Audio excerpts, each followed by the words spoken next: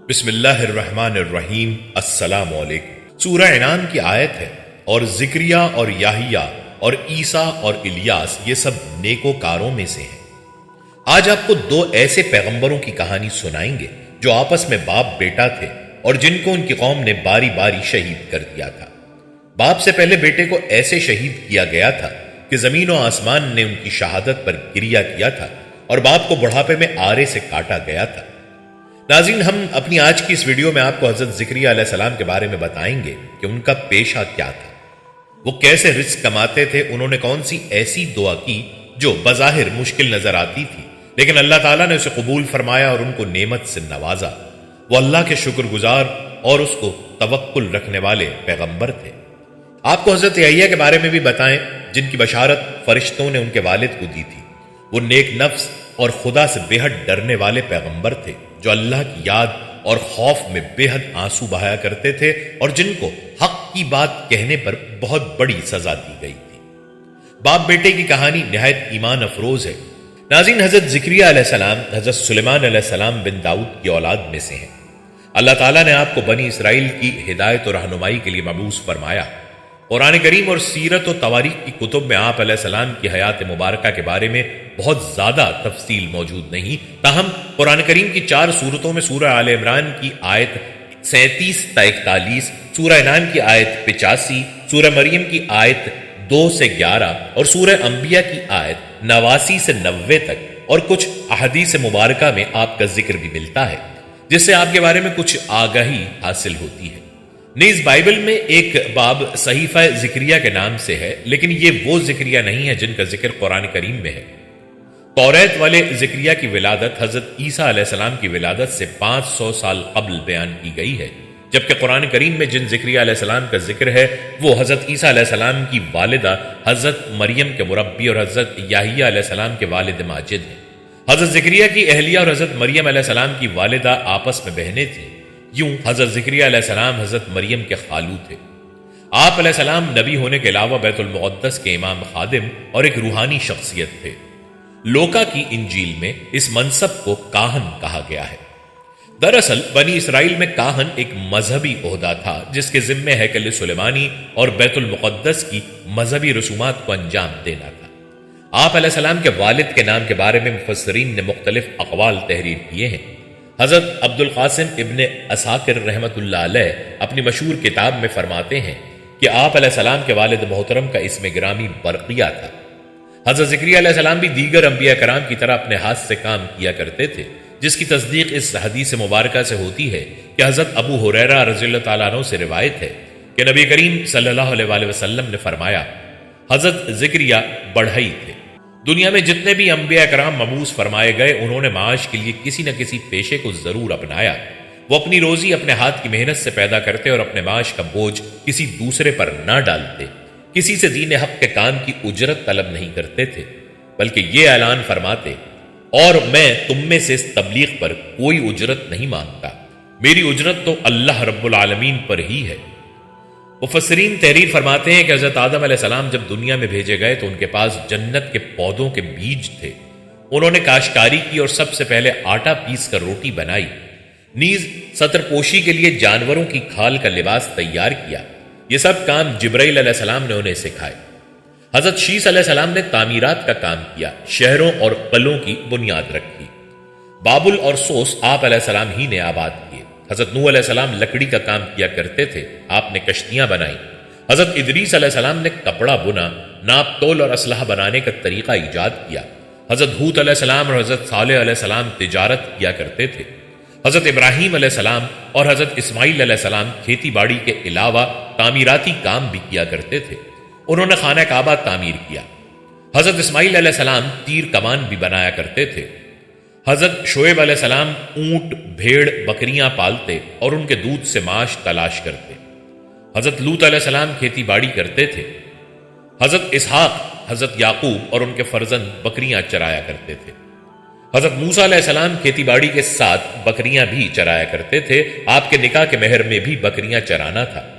حضرت داؤد علیہ السلام کے لیے اللہ تعالیٰ نے لوہا نرم فرما دیا تھا، آپ لوہے سے زرع اور دیگر اوزار بنایا کرتے تھے۔ حضرت سلیمان علیہ السلام عظیم الشان سلطنت کے مالک تھے۔ آپ کا زیادہ تر وقت سفر میں گزرتا، لیکن جب بھی وقت ملتا اپنے ہاتھ سے پنکھے اور زنبیلیں بناتے۔ امام الانبیاء سید المرسلین حضور رسالت مآب صلی اللہ علیہ وآلہ وسلم نے بچپن میں بکریاں چرائیں۔ نبوت ملنے سے پہلے حضرت خدیجۃ الکبریٰ کے لیے مزاربت کی بنیاد پر تجارت کی، اور حضرت عبداللہ بن صائب رضی اللہ تعالیٰ عنہ کے ساتھ شراکت داری میں بھی کاروبار فرمایا۔ حضرت عبداللہ بن صائب فرماتے ہیں کہ میں زمانہ جاہلیت میں حضرت محمد صلی اللہ علیہ وآلہ وسلم کا شریک تجارت تھا۔ جب مدینہ منورہ حاضر ہوا تو آپ صلی اللہ علیہ وآلہ وسلم نے فرمایا، مجھے پہچانتے ہو؟ میں نے عرض کیا، کیوں نہیں یا رسول اللہ صلی اللہ علیہ وآلہ وسلم، آپ تو میرے بہت اچھے شریک تجارت تھے، کسی بات کو ٹالتے اور نہ کسی بات پر جھگڑا کرتے۔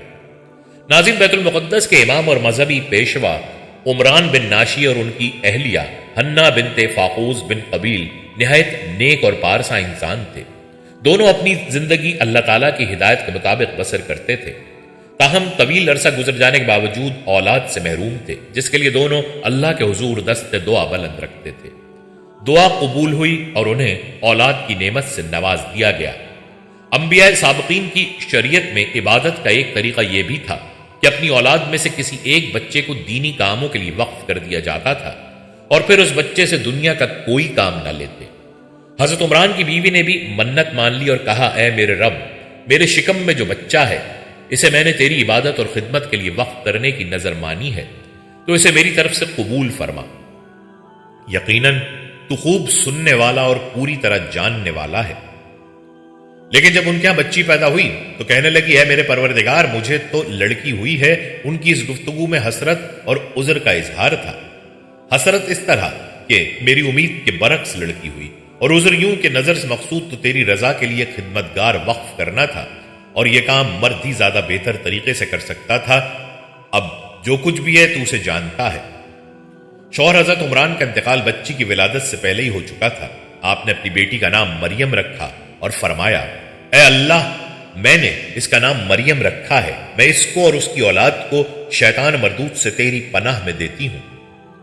مسلم بخاری میں ثابت حدیث ہے کہ جب بچہ پیدا ہوتا ہے تو شیطان اسے چھوتا ہے جس سے وہ چیختا ہے، لیکن اللہ تعالیٰ نے حضرت مریم علیہ السلام اور ان کے بیٹے حضرت عیسیٰ علیہ السلام کو شیطان کے چھونے سے محفوظ رکھا۔ والدہ اپنی نظر پوری کرنے کی نیت سے نومولود مریم کو لے کر بیت المقدس پہنچی۔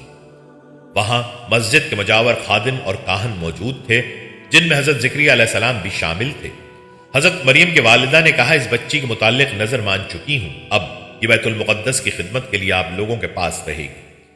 چنانچہ وہ حضرت عمران کی بیٹی تھی جو مسجد کے امام اور ایک روحانی بزرگ تھے، لہٰذا سب کی خواہش تھی کہ بچی اسے مل جائے۔ حضرت زکریا علیہ السلام کا کہنا تھا کہ بچی کی ماں اور ان کی اہلیہ سگی بہنیں تھیں، نیز خالہ بمنزلہ ماں کے ہوتی ہے، اس لیے بچی کی پرورش پر ان کا زیادہ حق ہے۔ تاہم دیگر افراد اس پر راضی نہ ہوئے تو قرآن اندازی کا فیصلہ کیا گیا، جس پر تینوں بار قرآن حضرت زکریا علیہ السلام کے نام پر ہی نکلا۔ یوں اللہ تعالیٰ نے آپ علیہ السلام کو حضرت مریم کا سرپرست بنا دیا۔ آپ نے بڑے شوق سے ان کی پرورش شروع کر دی۔ انہوں نے حضرت مریم کو اپنے گھر میں ہی رکھا، لیکن جب وہ ذرا سمجھدار ہو گئیں انہیں مسجد سے متصل ایک حجرے میں منتقل کر دیا، جبکہ رات کو اپنی خالہ ہی کے پاس آ کر سو جایا کرتی تھی۔ حضرت زکریا علیہ السلام جب حجرے سے باہر جاتے تو حفاظت کے نقطہ نظر سے باہر سے قفل لگا دیا کرتے، لیکن جب واپس آتے تو یہ دیکھ کر حیران رہ جاتے کہ حضرت مریم کے پاس بے موسم کے نہایت اعلیٰ قسم کے پھل اور میوہ جات موجود ہوتے۔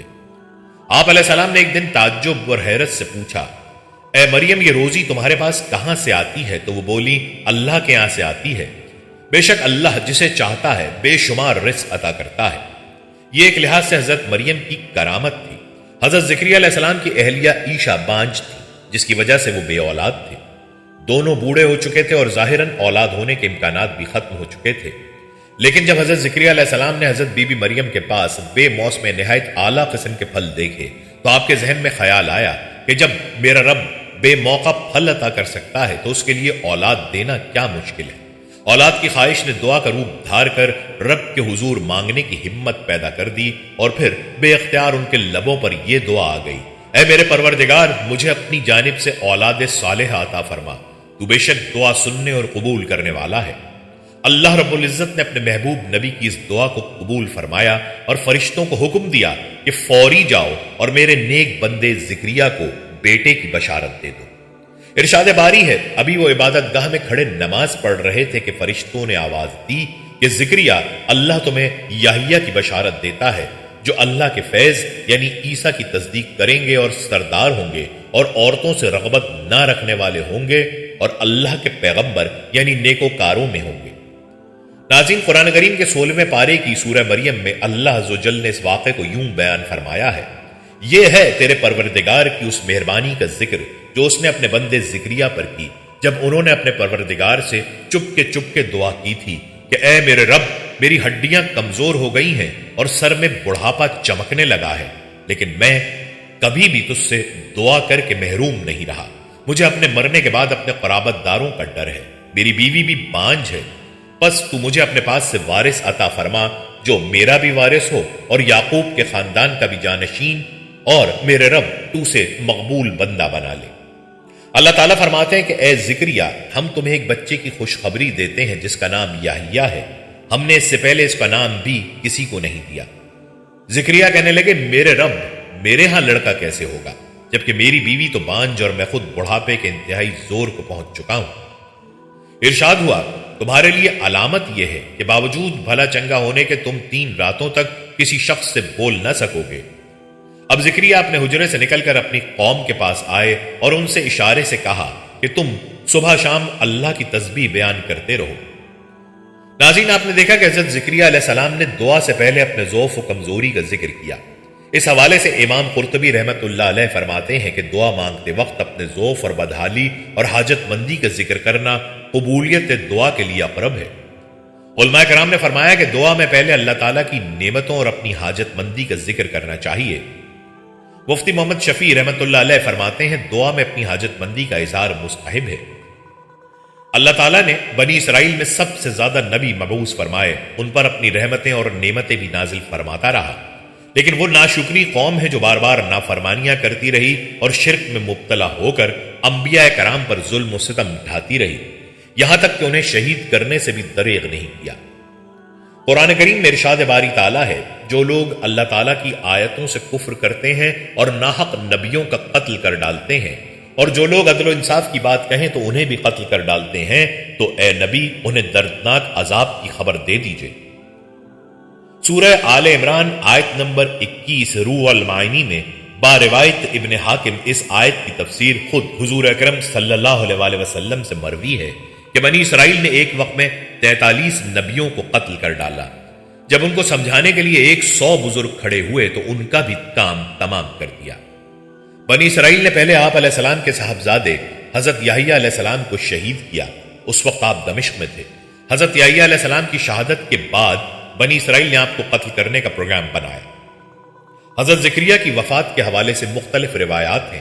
بعض کے مطابق آپ اپنی طبعی عمر پوری کر کے انتقال فرما گئے، جبکہ بہت سے مفسرین کا کہنا ہے کہ انہیں بنی اسرائیل نے شہید کیا۔ وہاب بن منبع رحمت اللہ علیہ کے مطابق حضرت زکریا علیہ السلام اپنی قوم سے بھاگے اور ایک درخت کے خلا میں داخل ہو گئے تو قوم نے وہاں پہنچ کر درخت پر آرا چلا دیا۔ ناظرین، ایک بوڑھے اور اللہ کے برگزیدہ پیغمبر کو کس بے دردی اور صفاقی سے ان کی قوم نے شہید کر ڈالا، اور اللہ کے شکر گزار بندے حضرت زکریا علیہ السلام اپنے رب کے پاس لوٹ گئے۔ اس وقت حضرت زکریا علیہ السلام کی عمر 100 سال سے زائد تھی۔ مورخین کے مطابق آپ کا مزار شام کے شہر حلب کی مسجد جامع زکریا میں ہے۔ ناظرین، یہ تھا تذکرہ حضرت زکریا علیہ السلام کا۔ اب آپ کو حضرت زکریا علیہ السلام کے بیٹے حضرت یحییٰ علیہ السلام کے بارے میں بتاتے ہیں۔ یحییٰ کے معنی ہے زندہ ہونا یا زندہ ہوگا۔ اللہ تعالیٰ نے ان کا نام یحییٰ رکھا کیونکہ اللہ تعالیٰ نے ان کو ایمان کے ساتھ زندہ رکھا۔ وہ کلمہ حق کہنے کی پاداش میں قتل کیے جانے کے بعد ہمیشہ کے لیے زندہ ہو گئے۔ یحییٰ علیہ السلام خدا کے برگزیدہ بندوں میں سے ایک تھے۔ آپ حضرت زکریا علیہ السلام جو خود اللہ کے ایک نبی تھے کے بیٹے تھے، اور حضرت عیسیٰ علیہ السلام سے پہلے مبعوث ہوئے، اور حضرت عیسیٰ علیہ السلام سے 6 ماہ بڑے تھے۔ جب حضرت محمد صلی اللہ علیہ وسلم کو معراج ہوئی تو دوسرے آسمان پر حضرت محمد صلی اللہ علیہ وسلم اور حضرت یحییٰ علیہ السلام اور حضرت عیسیٰ علیہ السلام کی ملاقات ہوئی۔ آپ حضرت سلیمان علیہ السلام کی اولاد میں سے ہیں۔ حضرت یحییٰ کا ذکر قرآن عزیز میں انہی صورتوں میں آیا ہے جن میں زکریا علیہ السلام کا ذکر ہے، یعنی آل عمران، انعام، مریم، انبیاء۔ یہ زکریا علیہ السلام کے بیٹے اور ان کی پیغمبرانہ دعاؤں کا حاصل تھے۔ ان کا نام بھی اللہ تعالیٰ کا فرمودہ ہے اور ایسا نام ہے کہ اس سے قبل ان کے خاندان میں کسی کا یہ نام نہیں رکھا گیا۔ اے زکریا، ہم بے شک تم کو بشارت دیتے ہیں ایک فرزند کی، اس کا نام یحییٰ ہوگا کہ اس سے قبل ہم نے کسی کے لیے یہ نام نہیں ٹھہرایا ہے۔ مالک بن انس رضی اللہ تعالیٰ عنہ فرماتے ہیں کہ یحییٰ بن زکریا اور عیسیٰ بن مریم علیہ السلام کا رحم مادر میں استقرار ایک ہی زمانے میں ہوا، اور ثعلبی کہتے ہیں کہ حضرت عیسیٰ علیہ السلام سے 6 ماہ قبل ہوا ہے، اور لوقا کی انجیل میں ہے کہ جب زکریا علیہ السلام کی بیوی الیشبا کو حاملہ ہوئے 6 ماہ گزر گئے، تب جبرائیل علیہ السلام فرشتہ مریم علیہ السلام پر ظاہر ہوا اور اس نے عیسیٰ علیہ السلام کے متعلق ان کو بشارت دی، اور دیکھ تیری رشتہ دار الیشبا کے بھی بڑھاپے میں بیٹا ہونے والا ہے، اور اب اس کو جو بانجھ کہلاتی تھی 6واں مہینہ ہے۔ ناظرین، ان روایات کا حاصل یہ ہے کہ حضرت یحییٰ علیہ السلام حضرت عیسیٰ علیہ السلام سے 6 ماہ بڑے تھے۔ یحییٰ علیہ السلام کے لیے جب زکریا علیہ السلام نے دعا کی تھی تو اس میں یہ کہا تھا کہ وہ ذریت طیبہ ہو۔ چنانچہ قرآن عزیز نے بتایا کہ اللہ تعالیٰ نے ان کی دعا منظور فرما لی، یعنی یحییٰ علیہ السلام نیکوں کے سردار اور زہد و ورع میں بے مثال تھے، نہ انہوں نے شادی کی اور نہ ان کے قلب میں کبھی گناہ کا خطرہ پیدا ہوا، اور اپنے والد ماجد کی طرح وہ بھی خدا کے برگزیدہ نبی تھے، اور اللہ نے ان کو بچپن ہی میں علم و حکمت سے معمور کر دیا تھا، اور ان کی زندگی کا سب سے بڑا کام یہ تھا کہ وہ عیسیٰ علیہ السلام کی آمد کی بشارت دیتے اور ان کی آمد سے قبل رشد و ہدایت کے لیے زمین ہموار کرتے تھے۔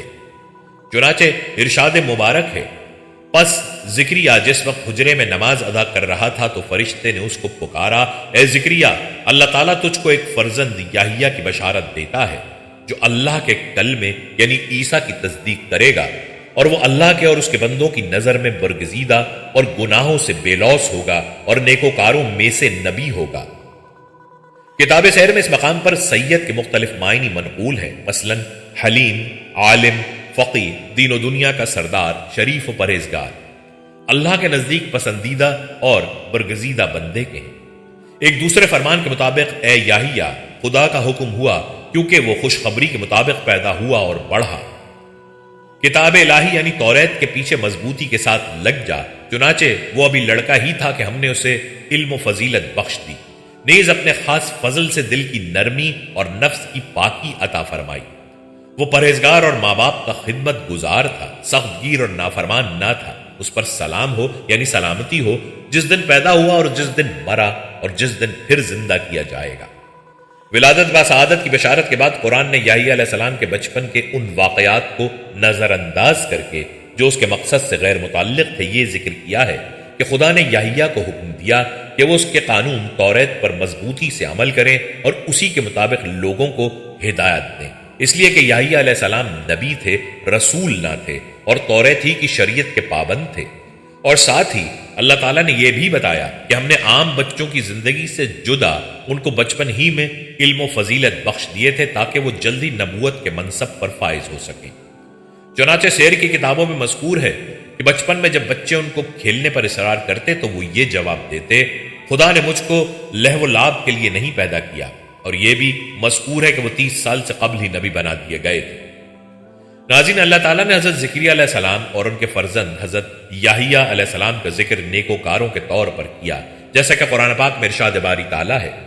اور اسی طرح زکریا علیہ السلام کا معاملہ یاد کرو جب اس نے اپنے پروردگار کو پکارا تھا، خدایا اب یہ میں دوبارہ مجھے اس دنیا میں اکیلا نہ چھوڑ، یعنی بغیر وارث کے نہ چھوڑ، اور ویسے تو ہی ہم سب کا بہتر وارث ہے۔ تو دیکھو ہم نے اس کی پکار سن لی اور اسے ایک فرزند یحییٰ عطا فرما دیا، فرمایا اس کی بیوی کو اس کے لیے تندرست کر دیا۔ یہ تمام لوگ نیکی کی راہوں میں سرگرم تھے، ہمارے فضل سے امید لگائے ہوئے، ہمارے جلال سے ڈرتے ہوئے دعائیں مانگتے تھے اور ہمارے آگے عجز و نیاز کے ساتھ جھکتے تھے۔ مسند احمد، ترمذی، ابن ماجہ وغیرہ میں حارث اشعری رضی اللہ تعالیٰ عنہ سے منقول ہے، نبی اکرم صلی اللہ علیہ وسلم نے ارشاد فرمایا، اللہ تعالیٰ نے یحییٰ بن زکریا کو 5 باتوں کا خصوصیت کے ساتھ حکم فرمایا کہ وہ خود بھی ان پر عامل ہوں اور بنی اسرائیل کو بھی ان کی تلقین فرمائیں۔ مگر یحییٰ علیہ السلام کو ان امور 5 کی تلقین میں کچھ تاخیر ہو گئی۔ تب عیسیٰ علیہ السلام نے فرمایا، میرے بھائی اگر تم مناسب سمجھو تو میں بنی اسرائیل کو ان کلمات کی تلقین کر دوں جن کے لیے تم کسی وجہ سے تاخیر کر رہے ہو۔ یحییٰ علیہ السلام نے فرمایا، بھائی میں اگر تم کو اجازت دے دوں اور خود تعمیل حکم نہ کروں تو مجھے خوف ہے کہ کہیں مجھ پر کوئی عذاب نہ آ جائے یا میں زمین میں دھسا نہ دیا جاؤں، اس لیے میں ہی پیش قدمی کرتا ہوں۔ چنانچہ انہوں نے بنی اسرائیل کو بیت المقدس میں جمع کیا، اور جب مسجد بھر گئی تو واعظ بیان کیا اور ارشاد فرمایا کہ اللہ تعالیٰ نے مجھ کو 5 باتوں کا حکم کیا ہے کہ میں خود بھی ان پر عمل کروں اور تم کو بھی عمل کی تلقین کروں، اور وہ 5 احکام یہ ہیں۔ پہلا حکم یہ ہے کہ اللہ تعالیٰ کے سوا کسی کی پرستش نہ کرو اور نہ کسی کو اس کا شریک و سہم ٹھہراؤ، کیونکہ مشرک کی مثال اس غلام کی سی ہے جس کو اس کے مالک نے اپنے روپے سے خریدا، مگر غلام نے یہ وطیرہ اختیار کر لیا کہ جو کچھ کماتا ہے وہ مالک کے سوا ایک دوسرے شخص کو دے دیتا ہے۔ تو بتاؤ کہ تم میں سے کوئی شخص یہ پسند کرے گا کہ اس کا غلام ایسا ہو؟ لہٰذا سمجھ لو کہ جب خدا ہی نے تم کو پیدا کیا اور وہی تم کو رزق دیتا ہے تو تم بھی صرف اسی کی پرستش کرو اور اس کا کسی کو شریک نہ ٹھہراؤ۔ دوسرا حکم یہ ہے کہ تم خشوع و خضوع کے ساتھ نماز ادا کرو، کیونکہ جب تک نماز میں کسی دوسری جانب متوجہ نہ ہوگے خدا تعالیٰ برابر تمہاری جانب رضا اور رحمت کے ساتھ متوجہ رہے گا۔ تیسرا حکم یہ ہے کہ روزہ رکھو، اس لیے کہ روزہ دار کی مثال اس شخص کی سی ہے جو ایک جماعت میں بیٹھا ہو اور اس کے پاس مشک کی تھیلی ہو، چنانچہ مشک اس کو بھی اور اس کے رفقا کو بھی اپنی خوشبو سے مست کرتا رہے گا۔ اور روزہ دار کے منہ کی بو کا خیال نہ کرو، اس لیے کہ اللہ کے نزدیک روزہ دار کے منہ کی بو جو خالی معدے سے اٹھتی ہے مشک کی خوشبو سے زیادہ پاک ہے۔ چوتھا حکم یہ ہے کہ مال میں سے صدقہ نکالا کرو، کیونکہ صدقہ کرنے والے کی مثال اس شخص کی سی ہے جس کو اس کے دشمنوں نے اچانک آ پکڑا ہو اور اس کے ہاتھوں کو گردن سے باندھ کر مقتل کی جانب لے چلے ہوں، اور اس نا امیدی کی حالت میں وہ یہ کہے کیا یہ ممکن ہے کہ میں مال دے کر اپنی جان چھڑا لوں، اور ازبات میں جواب پا کر اپنی جان کے بدلے سب دھن دولت قربان کر دے۔ اور پانچواں حکم یہ ہے کہ دن رات میں کثرت سے اللہ کا ذکر کرتے رہا کرو، کیونکہ ایسے شخص کی مثال اس شخص کی سی ہے جو دشمن سے بھاگ رہا ہو اور دشمن تیزی کے ساتھ اس کا تعاقب کر رہا ہو، اور بھاگ کر وہ کسی مضبوط قلعے میں پناہ گزین ہو کر دشمن سے محفوظ ہو جائے۔ بلا شبہ انسان کے دشمن شیطان کے مقابلے میں ذکر اللہ کے اندر مشغول ہو جانا محکم قلعے میں محفوظ ہو جانا ہے۔ اس کے بعد نبی اکرم صلی اللہ علیہ وسلم نے صحابہ کرام رضوان اللہ علیہ مجمعین کی جانب متوجہ ہو کر ارشاد فرمایا، میں بھی تم کو ایسی 5 باتوں کا حکم کرتا ہوں جن کا خدا نے مجھ کو حکم کیا ہے، یعنی لزوم جماعت، سمع اور طاعت، ہجرت اور جہاد فی سبیل اللہ۔ بس جو شخص جماعت سے ایک بالش باہر نکل گیا اس نے بلا شبہ اپنی گردن سے اسلام کی رسی کو نکال دیا، مگر یہ کہ جماعت کا لزوم اختیار کرے، اور جس شخص نے جاہلیت کے دور کی باتوں کی طرف دعوت دی تو اس نے جہنم کو ٹھکانہ بنایا۔ حارث اشعری رضی اللہ تعالیٰ عنہ کہتے ہیں کہ کہنے والے نے کہا، یا رسول اللہ، اگرچہ وہ شخص جو نماز اور روزے کا پابند ہی ہو تب بھی جہنم کا سزاوار ہے؟ فرمایا ہاں، اگرچہ وہ نماز اور روزے کا پابند بھی ہو اور یہ سمجھتا ہو کہ میں مسلمان ہوں تب بھی سزاوار جہنم ہے۔ علماء سیر نے اسرائیلیت سے نقل کیا ہے کہ یحییٰ علیہ السلام کی زندگی کا بہت بڑا حصہ صحرا میں بسر ہوا۔ وہ جنگلوں میں خلوت نشین رہتے اور درختوں کے پتے اور ٹڈیاں ان کی خوراک تھیں، اور وہیں ان پر اللہ کا کلام نازل ہوا۔ تب انہوں نے دریائے یردان کے نواح میں دین الہی کی منادی شروع کر دی اور عیسیٰ علیہ السلام کے ظہور کی بشارت دینے لگے۔ لوقا کی انجیل سے بھی اس کی تائید ہوتی ہے۔ اس وقت خدا کا کلام بیابان میں زکریا کے بیٹے یوحنا یعنی یحییٰ پر اترا، اور وہ یردن کے سارے گرد و نواح میں جا کر گناہوں کی معافی کے لیے توبہ کے بپتسمہ یعنی استباغ کی منادی کرنے لگا۔ ابن عساکر نے وہب بن منبع سے چند روایات نقل کی ہیں جن کا حاصل یہ ہے کہ یحییٰ علیہ السلام پر خدا کی خشیت اس درجہ تھی کہ وہ اکثر روتے رہتے تھے، حتیٰ کہ ان کے رخساروں پر آنسوؤں کے نشان پڑ گئے تھے۔ چنانچہ ایک مرتبہ ان کے والد زکریا علیہ السلام نے جب ان کو جنگل میں تلاش کر کے پا لیا تو ان سے فرمایا، بیٹا ہم تو تیری یاد میں مضطرب تجھ کو تلاش کر رہے ہیں اور تو یہاں آہو گریا میں مشغول ہے۔ تو یحییٰ علیہ السلام نے جواب دیا، اے باپ، تم نے مجھ کو بتایا ہے کہ جنت اور جہنم کے درمیان ایک ایسا لق و دق میدان ہے جو خدا کی خشیت میں آنسو بہائے بغیر طے نہیں ہوتا اور جنت تک رسائی نہیں ہوتی۔ یہ سن کر زکریا علیہ السلام بھی رونے لگے۔ ناظرین، حضرت یحییٰ علیہ السلام بہت حلیم، رقیق القلب، پاک باز، عابد، متقی، استغنی و قناعت سے سرشار، شرم و حیا کے پیکر اور شیریں کلام تھے۔ نہایت سادہ زندگی بسر کرتے، غذا بقدر ضرورت اور لباس اتنا ہوتا جو سطر پوشی کے لیے کافی ہو۔ انہیں جنگلوں بیابانوں سے محبت تھی۔ زندگی کا زیادہ تر حصہ وہیں گزارا جہاں درختوں کے پتے اور شہد بطور غذا تناول فرماتے۔ پیاس لگتی تو نہر سے پانی پی لیتے۔ زندگی بھر شادی نہیں کی۔ حضرت عیسیٰ اون کا لباس پہنتے جبکہ حضرت یحییٰ علیہ السلام جانوروں کے بالوں کا لباس زیب تن کیا کرتے۔ درہم دینار تھے، نہ کوئی غلام یا باندی، کوئی مخصوص ٹھکانہ بھی نہ تھا، جہاں رات ہو جاتی وہیں بسیرا کر لیتے۔ حضرت جبرائیل علیہ السلام جنگل میں ہی وحی لے کر حاضر ہوئے۔ حضرت ربیع بن انس فرماتے ہیں حضرت عیسیٰ علیہ السلام کی نبوت سب سے پہلے تسلیم کرنے والے حضرت یحییٰ علیہ السلام تھے۔ حضرت ابن عباس رضی اللہ تعالیٰ عنہ سے مروی ہے کہ رسول اللہ صلی اللہ علیہ وسلم نے فرمایا، اولاد آدم میں کوئی ایسا نہیں جس سے گناہ سرزد نہ ہوا ہو سوائے حضرت یحییٰ کے۔ ایک روایت میں آتا ہے کہ حضرت زکریا کی شیطان سے بھی ملاقات ہوئی تھی۔ حضرت یحییٰ کی شیطان سے ملاقات کا تذکرہ بھی ملتا ہے۔ ان روایات کے مطابق ایک دن یحییٰ علیہ السلام نے شیطان کو ایک وحشتناک شقی کی صورت میں دیکھا جو کچھ عجیب و غریب ابزار اٹھائے ہوئے تھا۔ اس موقع پر آپ نے شیطان سے ان ابزار سے متعلق پوچھا۔ شیطان نے کہا ان میں سے ایک مختلف انسانوں کو پھنسانے کے لیے ہے۔ حضرت یحییٰ علیہ السلام نے شیطان سے پوچھا، آیا تم کبھی مجھے بھی فریب دے چکے ہو؟ شیطان نے کہا نہیں، لیکن آپ میں ایک خاصیت ہے جو مجھے بہت پسند ہے، اور وہ پیٹ بھر کر کھانا ہے، جس کی وجہ سے بعض اوقات صحیح طور پر نماز پڑھنے میں کامیاب نہیں ہوتے۔ حضرت یحییٰ علیہ السلام نے اسی وقت فرمایا، اس کے بعد خدا سے عہد کرتا ہوں کہ ہرگز سیر ہو کر کھانا نہیں کھاؤں گا یہاں تک کہ خدا سے ملاقات ہو۔ ابلیس نے کہا اس کے بعد میں بھی خدا سے عہد کرتا ہوں کہ کسی مومن کو نصیحت نہیں کروں گا یہاں تک کہ خدا سے ملاقات ہو۔ اس کے بعد وہ حضرت یحییٰ کے یہاں سے چلا گیا اور پھر کبھی بھی آپ کے نزدیک نہیں آیا۔ ناظرین، امام بخاری رحمۃ اللہ علیہ نے یحییٰ علیہ السلام کے ذکر میں صرف اسرا کی حدیث کے اس ٹکڑے کو بیان کیا ہے جس میں نبی اکرم صلی اللہ علیہ وسلم کا دوسرے آسمان پر ان کے ساتھ ملاقات کرنا مذکور ہے۔ روایات میں ہے، پس جب میں دوسرے آسمان پر پہنچا تو دیکھا کہ یحییٰ اور عیسیٰ موجود ہیں اور یہ دونوں خالہ زاد بھائی ہیں۔ جبرائیل نے کہا یہ یحییٰ اور عیسیٰ ہیں، ان کو سلام کیجئے۔ میں نے ان کو سلام کیا تو ان دونوں نے سلام کا جواب دیا اور پھر دونوں نے کہا آپ کا آنا مبارک ہو۔ اے ہمارے نیک بھائی اور نیک پیغمبر، زکریا کے واقعات میں یہ ثابت کیا جا چکا ہے کہ یحییٰ علیہ السلام کی والدہ عیشا یعنی الیشبا اور مریم علیہ السلام کی والدہ حنا دونوں حقیقی بہنیں تھیں۔ اس لیے حدیث معراج میں نبی اکرم صلی اللہ علیہ وسلم کا یہ فرمانا کہ یحییٰ اور عیسیٰ دونوں خالہ زاد بھائی ہیں مجاز متعارف کے اصول پر ہے، یعنی رشتوں میں اس قسم کا مجاز مشہور اور رائج ہے کہ والدہ کی خالہ کو اولاد بھی خالہ کہا کرتی ہے۔ یحییٰ علیہ السلام نے جب خدا کے دین کی منادی شروع کر دی اور لوگوں کو یہ بتانے لگے کہ مجھ سے بڑھ کر ایک اور خدا کا پیغمبر آنے والا ہے، تو یہود کو ان کے ساتھ دشمنی اور عداوت پیدا ہو گئی اور ان کی برگزیدگی و مقبولیت اور منادی کو برداشت نہ کر سکے، اور ایک دن ان کے پاس جمع ہو کر آئے اور دریافت کیا، کیا تو مسیح ہے؟ آپ نے کہا نہیں۔ تب انہوں نے کہا کیا تو وہ نبی ہے؟ آپ نے کہا نہیں۔ کیا تو ایلیہ نبی ہے؟ آپ نے کہا نہیں۔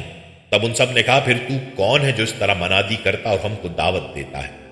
یحییٰ علیہ السلام نے جواب دیا، میں جنگل میں پکارنے والے کی ایک آواز ہوں جو حق کے لیے بلند کی گئی ہے۔ یہ سن کر یہودی بھڑک اٹھے اور آخرکار ان کو شہید کر ڈالا۔ اور ابن عساکر نے المستقصی فی فضائل الاقصی میں حضرت معاویہ رضی اللہ تعالیٰ عنہ کے مولا قاسم سے ایک طویل روایت نقل کی ہے جس میں یحییٰ علیہ السلام کی شہادت کا واقعہ اس طرح مذکور ہے کہ دمشق کے بادشاہ ہداد بن ہدار نے اپنی بیوی کو 3 دفعہ طلاق دے دی تھی اور پھر چاہتا تھا کہ اس کو واپس کر کے بیوی بنا لے۔ یحییٰ علیہ السلام سے فتویٰ طلب کیا، انہوں نے فرمایا کہ اب یہ تجھ پر حرام ہے۔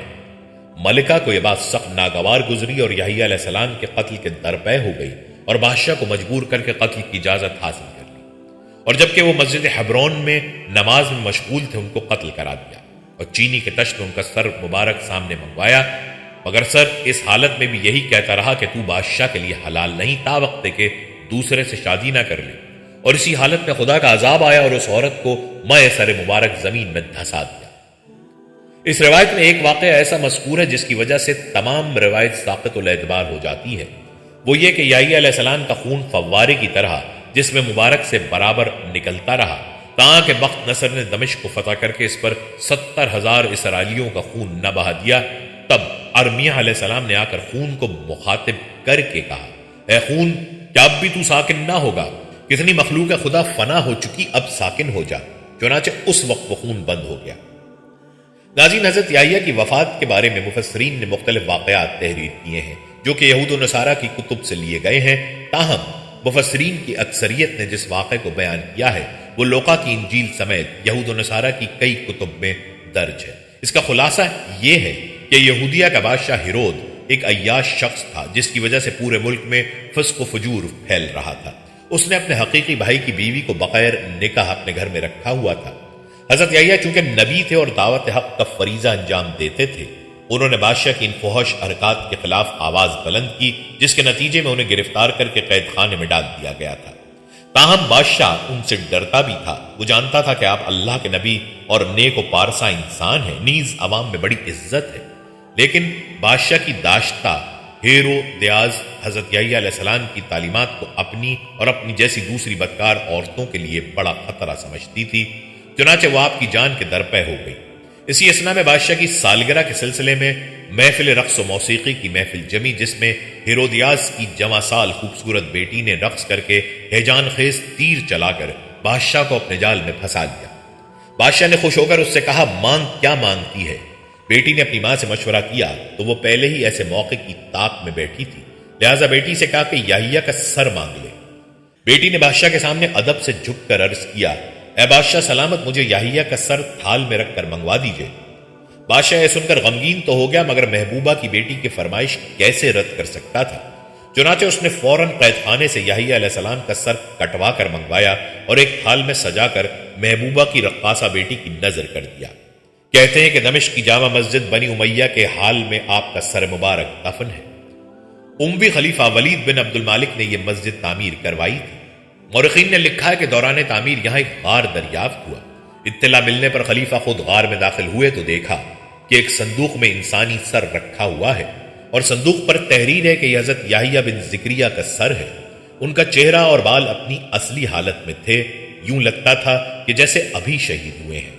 روایات کے مطابق آسمان و زمین نے امام حسین علیہ السلام اور یحییٰ علیہ السلام دونوں پر گریہ کیا ہے۔ امام حسین کربلا کے راستے میں حضرت یحییٰ اور ان کی شہادت کو یاد کرتے تھے۔ البتہ بعض جگہ پر آسمان و زمین کے گریہ کرنے کی تفصیل یوں بیان کی گئی ہے کہ ان دونوں شخصیات کی شہادت پر آسمان سے خون کی بارش ہوئی اور سورج کا رنگ سرخ ہو گیا۔ حضرت علی رضی اللہ تعالیٰ عنہ سے منقول ہے کہ آسمان و زمین نے فقط دو شخصیات کے لیے گریہ کیا ہے اور وہ یحییٰ بن زکریہ اور حسین ابن علی ہیں۔ علماء تاریخ کا اس میں اختلاف ہے کہ یحییٰ علیہ السلام کا واقعہ شہادت کس جگہ پیش آئے۔ ایک قول یہ ہے کہ بیت المقدس میں ہیکل اور قربان گاہ کے درمیان ہوا۔ اس جگہ 70 انبیاء علیہ السلام شہید کیے گئے۔ سفیان ثوری نے شمر بن عطیہ سے بھی یہی قول نقل کیا ہے۔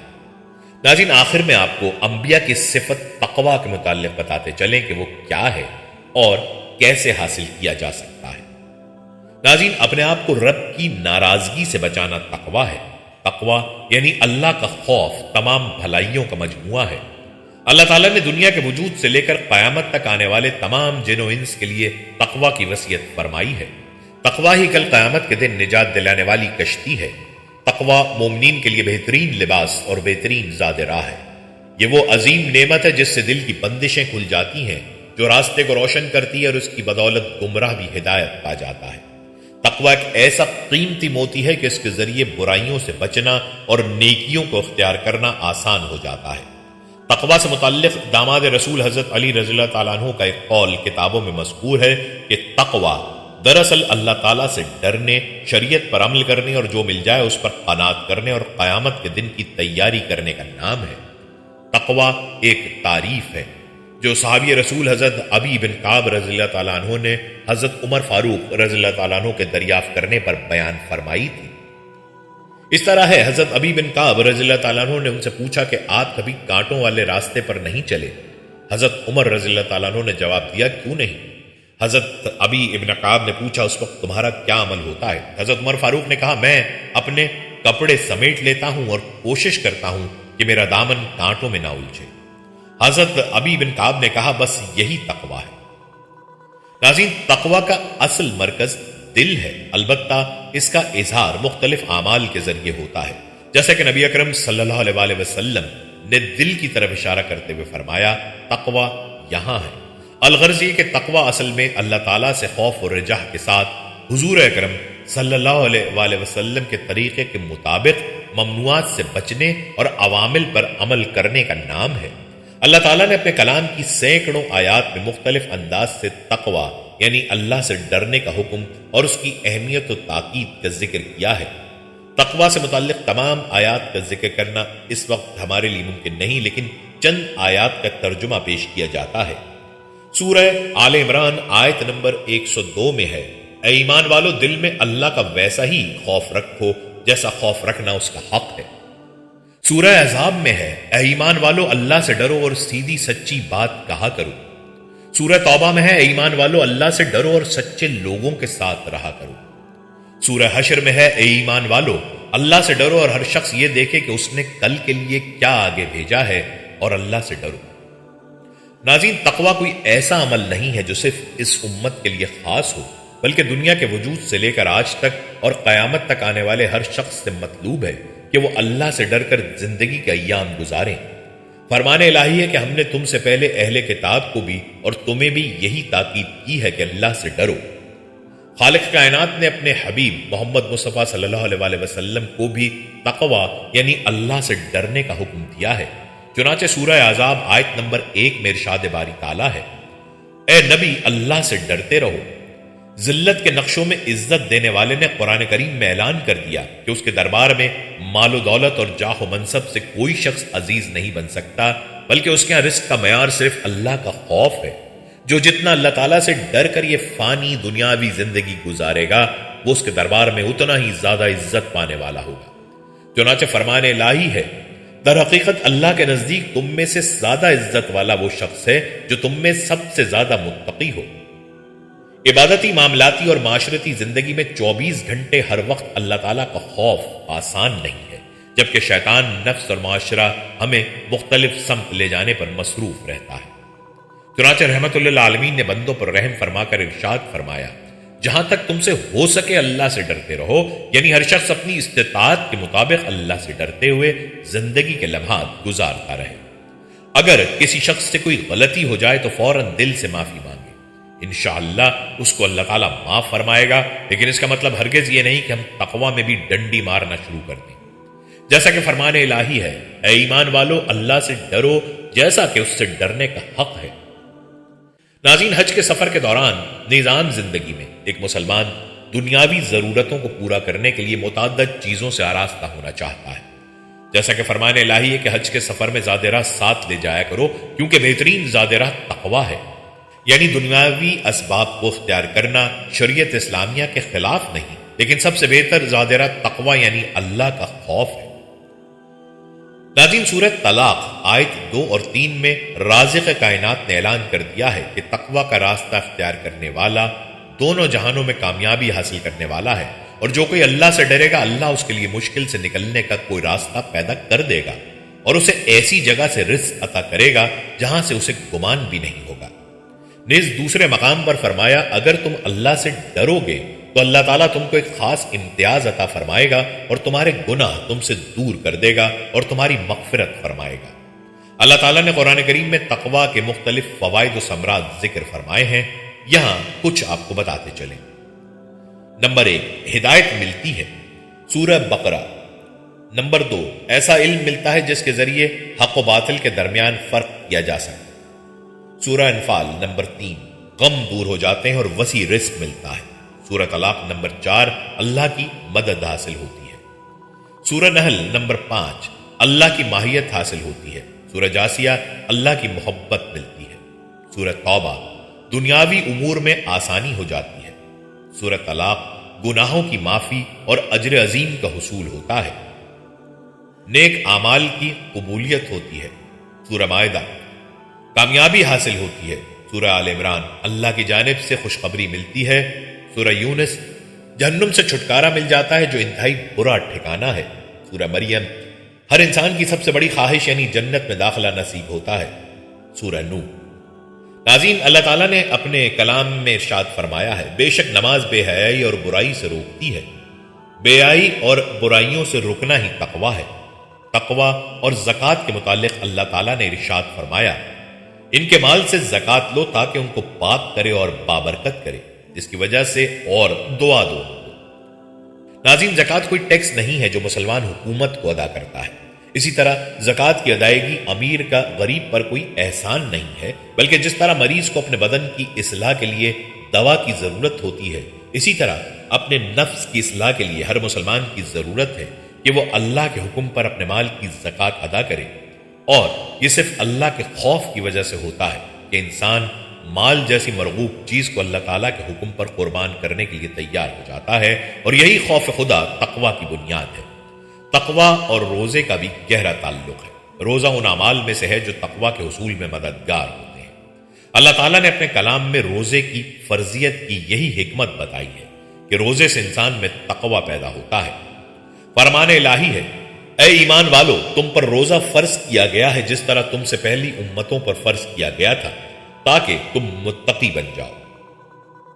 روزے سے خواہشات کو قابو میں رکھنے کا ملکہ پیدا ہوتا ہے، اور یہی تقویٰ یعنی اللہ کے خوف کی بنیاد ہے۔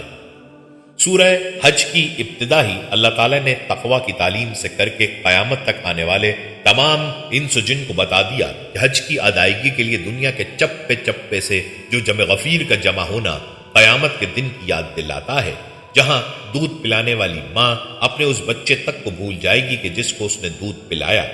غرض یہ کہ مناسک حج کی ادائیگی میں بھی یہی تعلیم ہے کہ ہم قیامت کے دن کی تیاری کریں، اور ظاہر ہے یہ سب دل میں اللہ کے خوف کی وجہ سے ہی ممکن ہے، اور یہی تقویٰ ہے۔ ناظرین، متقیوں کی جو صفات اللہ تعالیٰ نے اپنے کلام پاک میں بیان فرمائی ہیں، وہ صفات اپنے اندر پیدا کرنے کی کوشش کریں۔ 24 گھنٹے ہر لمحے ہمارے دل و دماغ میں یہ رہنا چاہیے کہ اللہ تعالیٰ ہمیں دیکھ رہا ہے، اور اسے ہم اپنی زندگی کے ایک ایک لمحے کا حساب دینا ہے۔ خواہ ہم مسجد حرام میں بیت اللہ کے سامنے ہوں یا گھر میں اپنے بچوں کے ساتھ، بازار میں گاہکوں کے ساتھ ہوں یا چوپال میں لوگوں کے ساتھ، دارالحدیث کی مسند پر بیٹھ کر بخاری جیسی حدیث کی مستند کتاب پڑھا رہے ہوں یا کسی کالج میں سائنس کی تعلیم دے رہے ہوں، مسجد کے محراب میں بیٹھ کر قرآن کریم کی تلاوت کر رہے ہوں یا کسی یونیورسٹی کے حساب یعنی میتھ کی تعلیم حاصل کر رہے ہوں، یہی دنیاوی زندگی ہمیشہ ہمیشہ کی زندگی میں کامیابی حاصل کرنے کا پہلا اور آخری موقع ہے۔ کسی بھی وقت موت کا فرشتہ ہماری روح ہمارے جسم سے جدا کر سکتا ہے۔ مرنے کے بعد خون کے آنسو کے سمندر بہانے کے بجائے ابھی اللہ تعالیٰ کے سامنے سچی توبہ کر کے گناہوں سے بچیں، اور قیامت تک آنے والے جن و انس کے نبی کے طریقے پر اللہ کے حکموں کو بجا لائیں۔ اگر ہم اس قیمتی موتی سے آراستہ ہو گئے تو سب سے زیادہ برے ٹھکانے سے محفوظ رہ کر خالق کائنات کے مہمان خانے میں ہمیشہ ہمیشہ چین و سکون اور راحت کے ساتھ اللہ تعالیٰ کی ایسی ایسی نعمتوں سے سرفراز ہوں گے کہ جن کے متعلق ہم سوچ بھی نہیں سکتے۔ رسول اللہ صلی اللہ علیہ وآلہ وسلم سے پوچھا گیا کہ کون سی چیز سب سے زیادہ جنت میں لے جانے والی ہے، تو آپ صلی اللہ علیہ وآلہ وسلم نے فرمایا وہ تقویٰ، پرہیزگاری اور اچھے اخلاق۔ پھر آپ صلی اللہ علیہ وآلہ وسلم سے پوچھا گیا کہ کون سی چیز سب سے زیادہ جہنم میں لے جانے والی ہے، آپ صلی اللہ علیہ وآلہ وسلم نے فرمایا منہ اور شرمگاہ۔ منہ سے مراد حرام مال کھانا اور دوسروں کی غیبت کرنا، جھوٹ بولنا وغیرہ وغیرہ، اور شرمگاہ سے مراد زنا اور اس کے لوازمات۔ غرض یہ کہ عموماً تقویٰ 3 امور سے حاصل ہوتا ہے۔